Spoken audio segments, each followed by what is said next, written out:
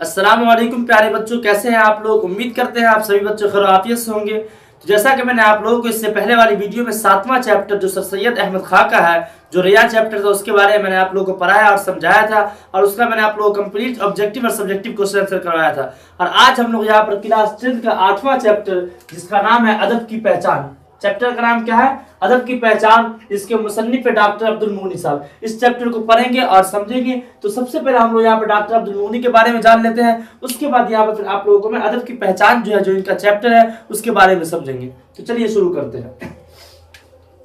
तो अदब की पहचान जो चैप्टर, जो सबसे पहले ये एक मजमून है। डॉक्टर अब्दुल मुगनी साहब का जो चैप्टर जो है अदब की पहचान, वो क्या है?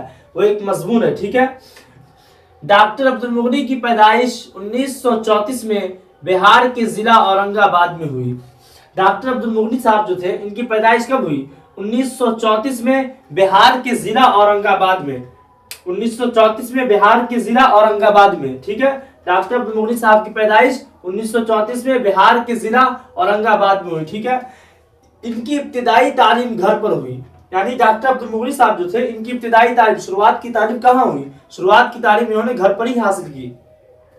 आगे की तालीम के लिए इन्होंने, यानी इब्तिदाई तालीम जब इन्होंने हासिल कर ली, तो आगे की तालीम के लिए इन्होंने मदरसा शमसुल हुदा में, शमसुल यहाँ पे छूट गया, मदरसा शमसुल हुदा में दाखिला लिया। मदरसा शमसुल हुदा में दाखिला लिया और इसी मदरसा से इन्होंने आलिम दर्जा तक तालीम हासिल किया। ये बहुत अक्सर व बेशतर ये क्वेश्चन बहुत आता है एग्जाम में कि डॉक्टर अब्दुल मुगनी साहब किस मदरसे में तालीम हासिल की है। तो मदरसा का नाम क्या था? मदरसा शमसुल हुदा। और कहां तक तालीम हासिल की? तो आलिम दर्जा तक इन्होंने तालीम हासिल किया। किस मदरसे से? तो मदरसा शमसुल हुदा में दाखिला लिया और इसी मदरसा से इन्होंने आलिम दर्जा तक तालीम हासिल की। ठीक है। आगे देखिए, मदरसे के तालीम के साथ इन्होंने अंग्रेजी जबान में भी एमए की। ठीक है। यानी मदरसा की तालीम हासिल करने के बाद इन्होंने अंग्रेजी जबान में क्या? अंग्रेजी जबान में इन्होंने एमए भी किया। ठीक है। अंग्रेजी के लेक्चरर की हैसियत से पटना यूनिवर्सिटी के पटना कॉलेज में मुलाजिमत मिली। यानी अंग्रेजी में जब इन्होंने एमए किया था, इसी इनकी लेक्चरर की हैसियत की वजह से पटना यूनिवर्सिटी से इन्हें पटना यूनिवर्सिटी के पटना कॉलेज में इनको मुलाजिमत मिल गई, यानी जॉब मिल गया इनको। बाद में इनका तबादला बीएन कॉलेज में हुआ। यानी आगे चल के इनका ट्रांसफर कहाँ हो गया? बीएन कॉलेज में हो गया। स्टार्टिंग में तो इनकी लेक्चर, अगर आपको एग्जाम में क्वेश्चन आया कि डॉक्टर अब्दुल मुगनी साहब का तबादला कहाँ हुआ, तो बीएन कॉलेज में हुआ। तो अंग्रेजी के लेक्चरर की हैसियत से पटना यूनिवर्सिटी के पटना कॉलेज में मुलाजिमत मिली और बाद में इनका तबादला बीएन कॉलेज में हुआ। ठीक है। आगे देखिए, इनके वालिद का नाम मौलाना अब्दुल रऊफ, जो एक आलिम दीन थे। आपको एग्जाम में क्वेश्चन आएगा डॉक्टर अब्दुल मुगनी के वालिद का नाम क्या था और वो क्या थे? तो डॉक्टर अब्दुल मुगनी के वालिद का नाम मौलाना अब्दुल रऊफ। क्या नाम था? मौलाना अब्दुल रऊफ, जो एक आलिम दीन इंसान थे। ठीक है। आगे देखिए, इनकी अहम तनकीदी तसानीफ, यानी डॉक्टर अब्दुल मुगनी साहब की जो अहम तनकीदी तसानीफ जो किताब है इनका, वो क्या क्या है? देखिए, ज्यादा एतदाल, तश्कील जदीद, नुक्ता नजर, मेयारो इक़बाल और आलमी अदब वगैरह। लेकिन इसमें जो सबसे ज्यादा जो अहम है, जो बार बार पूछा गया जो एग्जाम में, वो एक ज्यादा एतदाल और दूसरा तश्कील जदीद है। ठीक है। आपको एग्जाम में ये क्वेश्चन आ सकता है कि डॉक्टर अब्दुल मुगनी के 2 किताबों के नाम बताइए, यानी 2 तनकीदी तसनीफ के नाम बताइए। तो आपको क्या जवाब देना? एक का नाम ज्यादा एतदाल और दूसरा का नाम तश्कील जदीद। याद इन दोनों को बहुत खास तौर पर कर लेना। एक का नाम ज्यादा एतदाल, दूसरा का नाम तश्कील जदीद। ठीक है।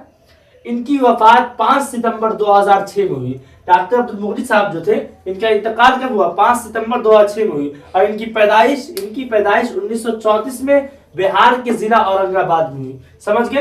यानी डॉक्टर अब्दुल मुगनी साहब जो थे, इनकी पैदाइश कहाँ हुई? 1934 में बिहार के जिला औरंगाबाद में हुई और इनका इंतकाल 5 सितंबर 2006 में। इनके वालिद का नाम अगर आपसे पूछा जाएगा तो इनके वालिद का नाम क्या था? मौलाना अब्दुल रऊफ, जो एक आलिम दीन थे। इन्होंने इब्तिदाई तालीम कहाँ हासिल की? घर पे हासिल की। आगे चल के इन्होंने जो मदरसा शमसुल हुदा में दाखिला लिया और इसी मदरसा से इन्होंने आलिम दर्जा तक इन्होंने तालीम हासिल की। उसके बाद फिर अंग्रेजी जबान में भी इन्होंने एमए किया। ये सब आपको क्वेश्चन एग्जाम में आएगा। और अंग्रेजी के लेक्चरर की हैसियत से पटना यूनिवर्सिटी के पटना कॉलेज में मुलाजिमत मिली। बाद में इनका तबादला बीएन कॉलेज हो गया। ठीक है। इनकी जो किताब है वो ज्यादा एतदाल है और तश्कील जदीद है।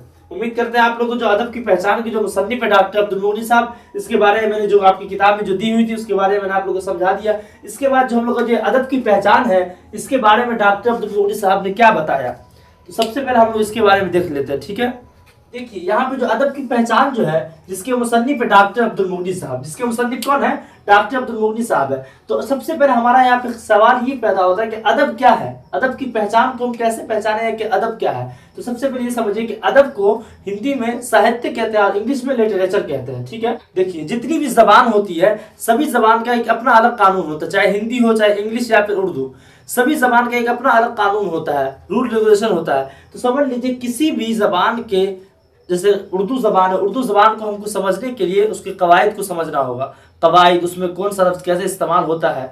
तो सबसे पहले अदब को हमको जानने के लिए अदब क्या है, तो अदब है फिक्र फन और सोच के एतबार से उसको सोचे और समझे, उसी को हम लोग अदब कहेंगे। यानी कोई भी इंसान और कुछ लिखे हुआ है किसी चीज को, उसको पढ़ने के बाद हम उस पर सोचने पे मजबूर हो जाए और उसको पढ़ने से हमको खुशी हो, सुरूर हो, उसमें क्या लिखा हुआ है, तो उसी को हम लोग अदब कहेंगे। लेकिन अब अदब की पहचान कैसे करेंगे, तो वो देखिए, जैसे देखिए अगर हम हिंदी पढ़ रहे हैं तो हिंदी अदब है, वो हिंदी अदब पढ़ रहे हैं, इंग्लिश अदब पढ़ रहे हैं, और उर्दू अदब पढ़ रहे हैं तो उर्दू अदब।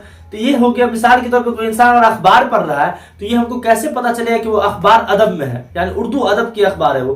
तो ये हमको चेक करना होगा क्या उस अखबार में उर्दू के पूरे कानून को इस्तेमाल किया गया, जैसे उर्दू का कवायद हो गया, तलफ्फुज हो गया, लुगत हो गया, और उस तरीके से तो हाँ वो अखबार उर्दू के अदब में है, और नहीं तो फिर नहीं। क्योंकि डॉक्टर अब्दुल मुगनी साहब जो वो कहते हैं, डॉक्टर अब्दुल मुगनी के मुताबिक अदब का जो वो हल्का है वो रोज रोज क्या होता जा रहा है, बढ़ता जा रहा है, लेकिन उसके बनिस्बत उसको समझने के एतबार से रोज घटता जा रहा है। अदब पढ़ने वाले का तो हल्का रोज रोज बढ़ता जरूर जा रहा है, लेकिन समझने वालों का हल्का रोज रोज घटता जा रहा है। ठीक है, तो वही है कि अदब की पहचान को हमको पहचानने के लिए उसका जितने भी कानून है उसको हमको जानना पड़ेगा। मिसाल के हम उर्दू का कोई चीज हम लिख रहे हैं तो हमको लिखने के लिए सबसे पहले, जैसे मिसाल के तौर पर कोई मजमून कोई लिख रहा है, तो क्या मजमून लिखने में हम कोई भी चीज लिख देंगे, कुछ भी जैसे अल्फाज दिया गया तो क्या जो मन वो लिख देगा, नहीं। हमको उर्दू में लिखने के लिए अदब की पहचान के मुताबिक एकदम रूल रेगुलेशन, अच्छे अच्छे अल्फाज उसमें ऐड करेंगे जो लुगत के एतबार से हो, कवायद के पूरे कानून को। मिसाल के तौर पे एक जुमला लेते हैं कि बारिश हो रही है या हो रहा है, जैसे मिसाल हम बोले बारिश हो रहा है, तो ये क्या जुमला सही है गलत है, ये जुमला सही है गलत है। बोलने को तो हम बोल रहे हैं कि बारिश हो रहा है, लेकिन ये जुमला अदब की पहचान के एतबार से देखिए तो गलत है। क्यों गलत है, क्योंकि बारिश जो है वो मुअन्नस है, तो हो रहा है कभी नहीं हो सकता, बारिश हो रही है, क्या होगा, बारिश हो रही है। जब बारिश हो रही है तो यही हमको चेक करना है। अब इससे हमको पता चल जाएगा कि हाँ ये उर्दू के अदब में ये गलत है, इस तरीके से लिखाएगा यानी बारिश हो रही है तो ये फिर ये सही कहलाएगा। तो यही बताया गया कि अदब की पहचान यही है कि उसको हमको लिखने के लिए, पढ़ने के लिए हमको ये चेक करना होगा। और जो भी इंसान और कुछ लिख रहा है तो उसको पढ़ने से हमको खुशी हो, सुरूर हो, यानी समझ में आए, फिक्र, सोचने पे मजबूर हो जाए दिल, तो समझ लीजिए वही वो असल अदब की पहचान है। ठीक है, तो यही डॉक्टर अब्दुल मुगनी के मुताबिक बताया गया। अब जो हम लोग का जो मैंने आप लोगों को जो बताया डॉक्टर अब्दुल मुगनी के बारे में, समझिए क्वेश्चन आप लोग को ज्यादातर उसी से आएगा। तो यहाँ तक मैंने आप सभी लोगों को डॉक्टर अब्दुल मुगनी के बारे में कंप्लीट जो चीज था मैंने आप लोगों को बता दिया, अदब की पहचान के बारे में भी। तो बहुत जल्द मैं आप लोगों के लिए इसी चैप्टर का ऑब्जेक्टिव और सब्जेक्टिव कंप्लीट क्वेश्चन लेके आता हूँ। तब तक के लिए दुआओं की दरखास्तों की मिलते हैं आप लोगों से अगले वीडियो में।